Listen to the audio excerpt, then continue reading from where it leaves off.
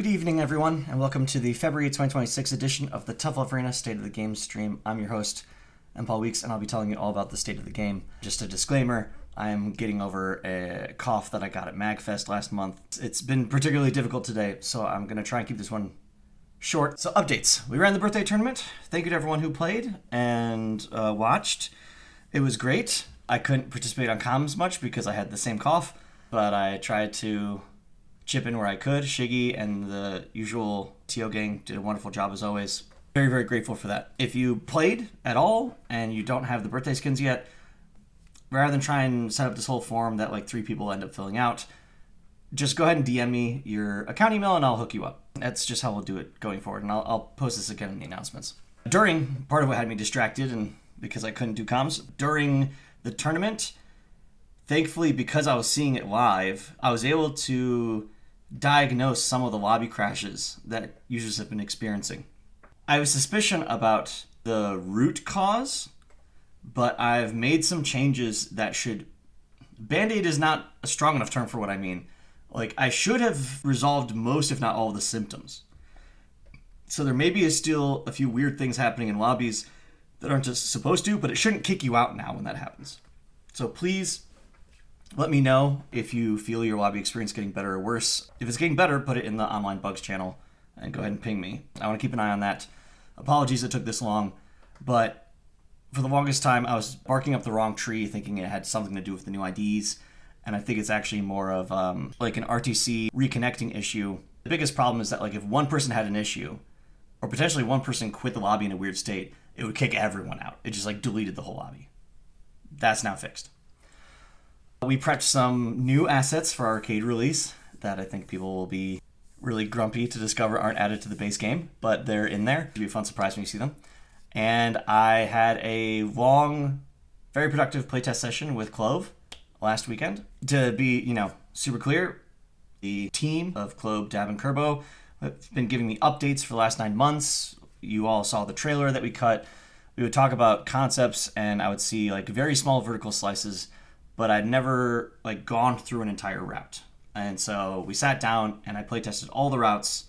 I gave some feedback, but it was all pretty minor notes. It was like, hey, can you change a sentence here, or maybe like swap the order of something there? So nothing that's gonna Cloves in chat, she can correct me if I'm wrong, but nothing that should set it back another month or so. But it had me feeling very positive about it. I'm actually really excited for people to see it. I don't want to oversell this thing, but like I laughed, which to me is a good sign in a narrative arcade game for the serious drama that is Tough Love Arena. I was very charmed. I think they did a very good job. So that's coming along very nicely. Scramble Hut City, we ran the bracket at Frosty. There were some hiccups at the start with check-in. I'm going to do my best to avoid morning tournaments going forward, especially at a 24-hour con where apparently my number 1 seed decides to stay up until 4 a.m. drinking or whatever. Cool. And then no showing the next day. So other than that, I think it went very well. I'm really excited for them to put the VOD up, which they should. The streamers, Vortex Gallery and 956 Productions, I think are going to upload every one that they ran in the next week or so. And we'll link it and repost it. And big shout outs to the dedicated commentators we had. First time we've had people commentate the game that are commentators. I know their like game knowledge may not have been 100% because they're relatively new to the game. I tried to give them a big deep dive on Friday, but I couldn't hear the commentary because I was there. But I'm very excited to watch it, and I got very good vibes. And so far, anecdotally heard good things, as opposed to when I'm put on comms. And I think there's a charm to having a developer on, but I am not a commentator. We have a new song for Cathedral. We are reworking Book 2S and Gain 2S, both of their crouch supers. You can also gain jump normals, but I did that a week ago, so I already forgot about it. You can find me vague posting about the book changes in the public Discord if you wish. We started designing some moves for Tyrant, which I'll show you in just a moment. Reminder that our next online playtest is February 20th, which is in 10 days, week and a half. And our upcoming events that we can say are confirmed are this weekend, Valentine's weekend, we're going to be the game. When I say we, the game is going to be at EXP Pittsburgh. I will be here in New York being sick, but Savvy, trusted friend of the team, is going to be running some setups. And May 24th, we're confirmed to be in the equivalent of Frosty Fausting's side tournaments. There they called it Vortex Gallery. At Combo Breaker, it's called All In Together. We've done this with Combo Breaker for multiple years. Originally TLA and now Scramble Heart. They've always been very good to us. So feeling very good about that. And we've got some other stuff with some like soft yeses, but I don't want to put it in print or on video until it's 100%. But looking forward to it. I'm very optimistic about some more stuff this summer. And so I wanted to tease you all, give you a taste. These are not final. These are literally like first pass. This is the design for Tyrant. These are not his final colors. These are what we call it color values, just like relative brightness and darkness. He's an old man with unnatural strength, wielding a weapon that has on one side a big axe and the other side a big hammer. This is our current draft for his 5A, for his 5B, and for his 5C. I've not had a chance to discuss this one with Savvy. He sent it to me like 10 minutes ago, but it's roughly what I asked for. So yeah, it takes time. Like we usually do a pass on first, like what's the keyframe, what's the pose going to be for each attack, so we make sure the hitbox is in the place I want it. There isn't too much like overlap of like moves looking similar. Then it goes to like a rough animation phase with very limited animation like Goth has on a lot of her moves. Those go into the game, then I start plugging and start doing physics and building up character mechanics. So I'm able to do some dev streams for him, even if it's just pressing normals as soon as like next week. Don't get your hopes up. 2 weeks from now, I'll say that. Excited to get started on him. Now I think we can go to the Q&A for at least a little bit. Oh, and a bit of exciting news. I'm getting some cats. I'm getting some new cats. I assembled a new cat tree last night.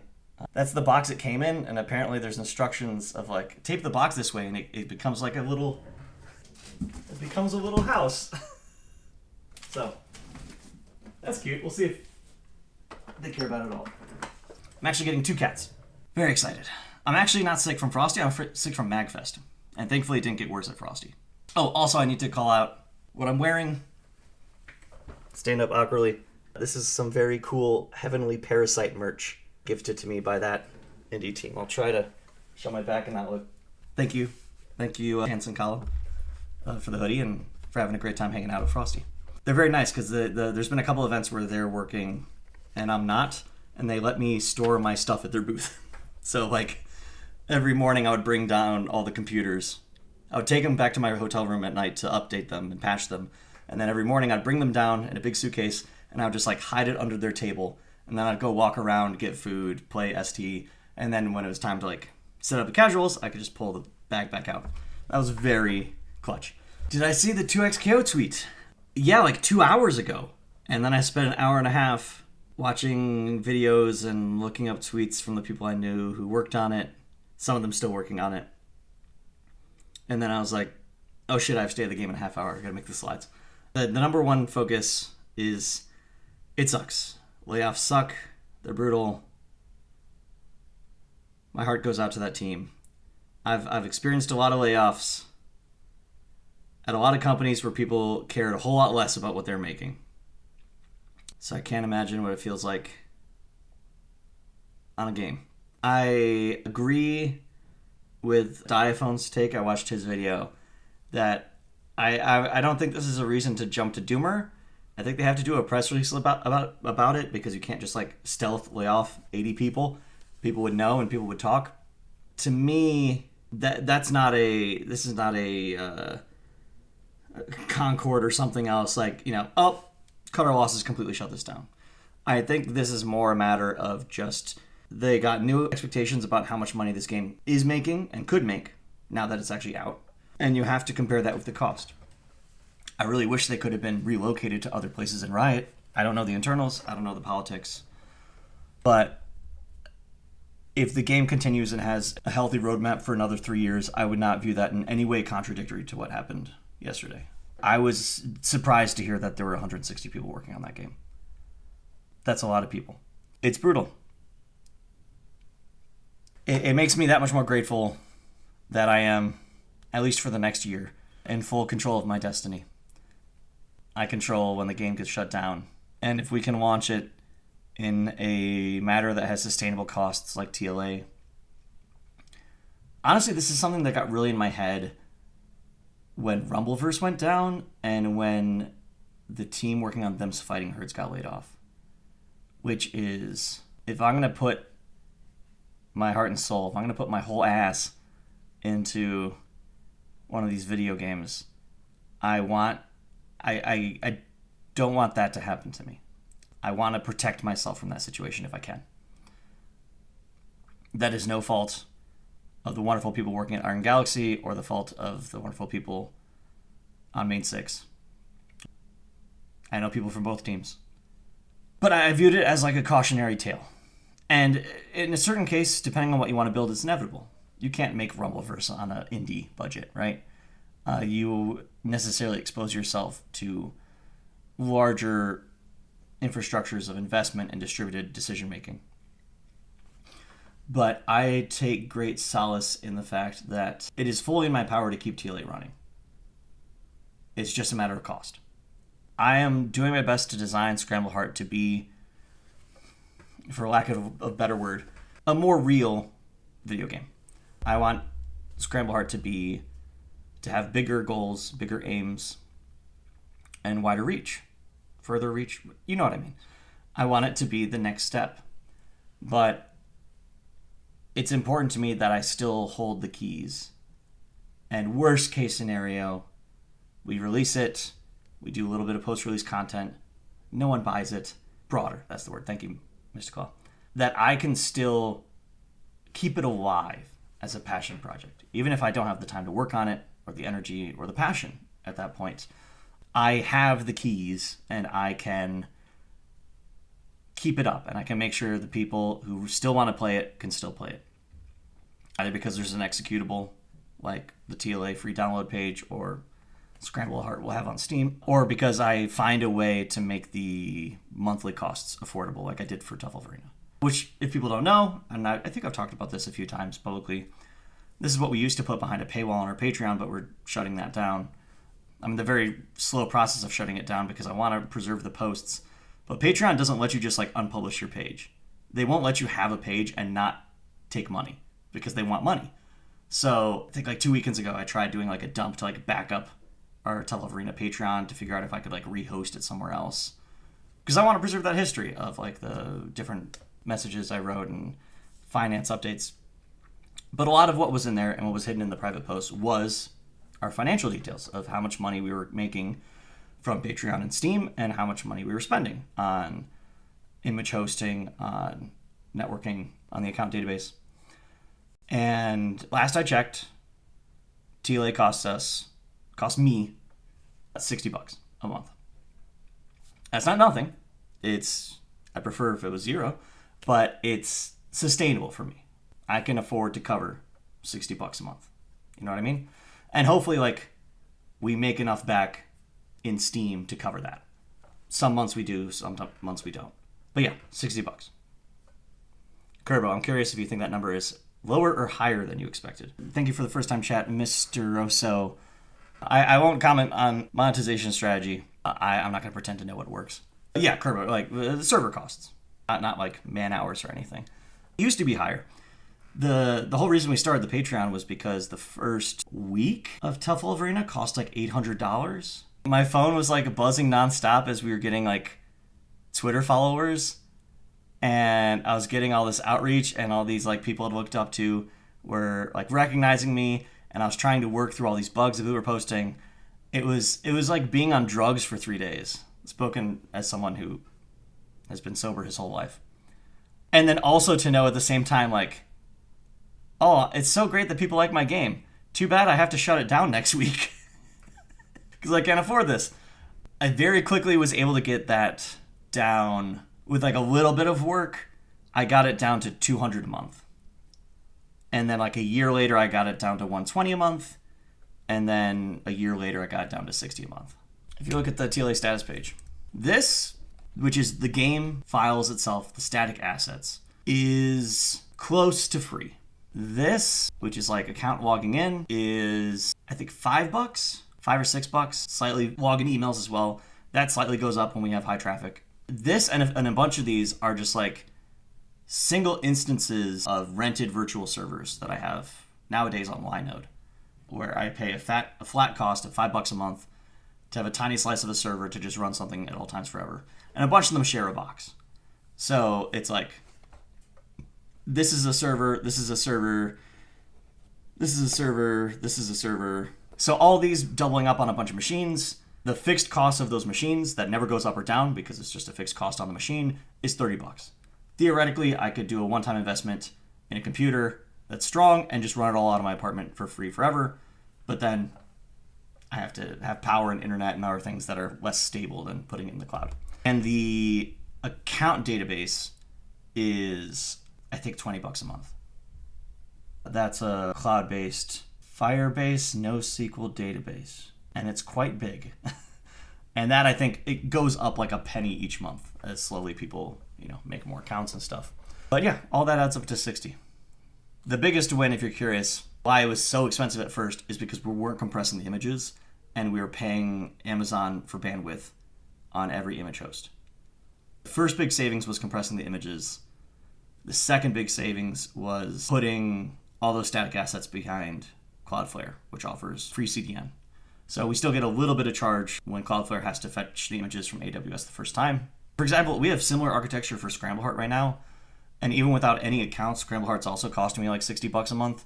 But that's just because we're flushing the cache on the images so often that our S3 bills are actually going up. We were actually working on getting off of S3. But that was the majority of the cost. It was just bandwidth on static assets. And it's also not a cost for offline play because you just have the files on your computer. That was a long tangent on money and technical stuff. Hopefully somebody finds that interesting. Now there's something in this VOD besides, so it's longer than 10 minutes. Get back to the original point. I know that there's a limit to how much I can accomplish as an indie developer. I can only go so far.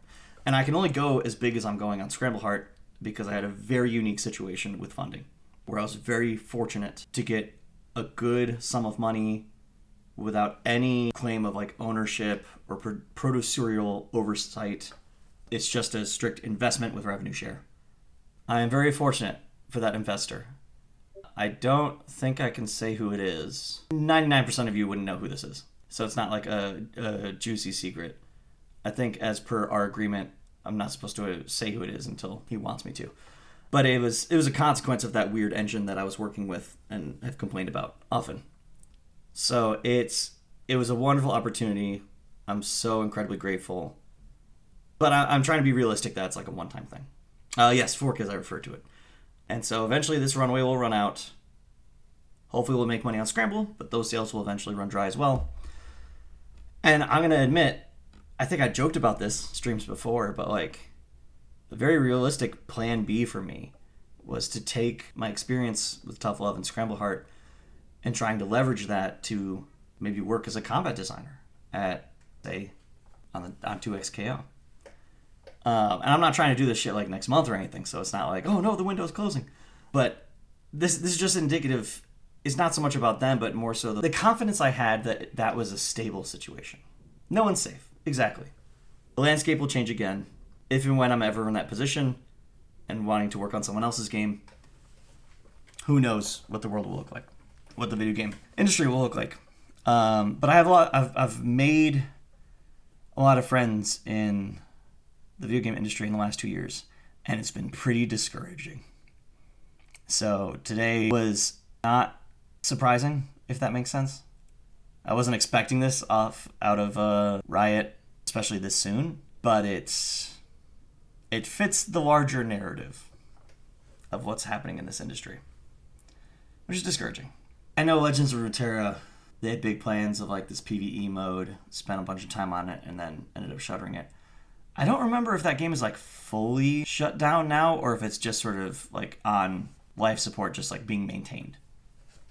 That would be, I guess, like my hope of if and when 2xKO, hopefully they have lots of games still around. Wonderful. So hopefully even if they downsize the team further and you don't get all the DLC characters that you wanted, it'll still be playable. It's the part where like games die that is so upsetting to me. And it's an inherent risk with online multiplayer games. So much more than a Red Dead 2, which, although that's a very big ISO, that can just be an ISO that works forever, right? Assuming you have compatible hardware. And I work exclusively in online multiplayer games. Tyrant questions. Yes, this is for people who joined the stream during the heavy times. This is what I showed at the beginning. Thank you, Mr. Sue. This is the planned next character, and his codename is Tyrant. Speaking of which, we need to pick the final name for Goth. We had a couple candidates. I actually changed her name in the game a day before the last playtest started, and then had second thoughts and chickened out and went back to Goth like 2 hours before. We've been discussing it. She will not be Goth long term. But this guy's playtest name, his development name is Tyrant. This is what we call like a color values image, just showing our current plan for like what's bright, what's dark. He has a big weapon. For scale, his head right now is close to like where Book's head is. So he is taller than everyone else if he stood fully up in terms of sizing. But he's slouching over because he's a tired old man. He's like half magic, half tech. He is. So these are not the armor moves. These are just his normals. But the idea is his weapon, this is all tentative, subject to change. It looks like a one-sided axe, but I want the back of it to be emphasized as like a hammer. So it's like part axe, part warhammer. And the idea is a lot of his normals will be like slashing with the axe, these big swings. That would be the biggest one that he has, his 5C.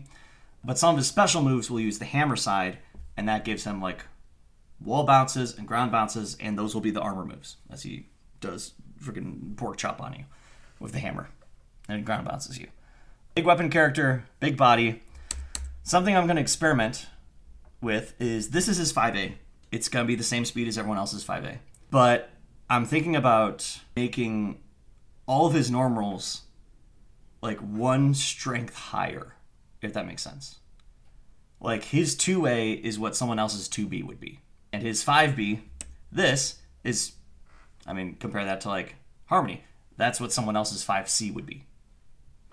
And it is, appropriately slower. It's like he just has medium buttons on 2A. He has heavy buttons on 5B, 2B. And then I guess has also a heavy button on 5C. Yes, sorry.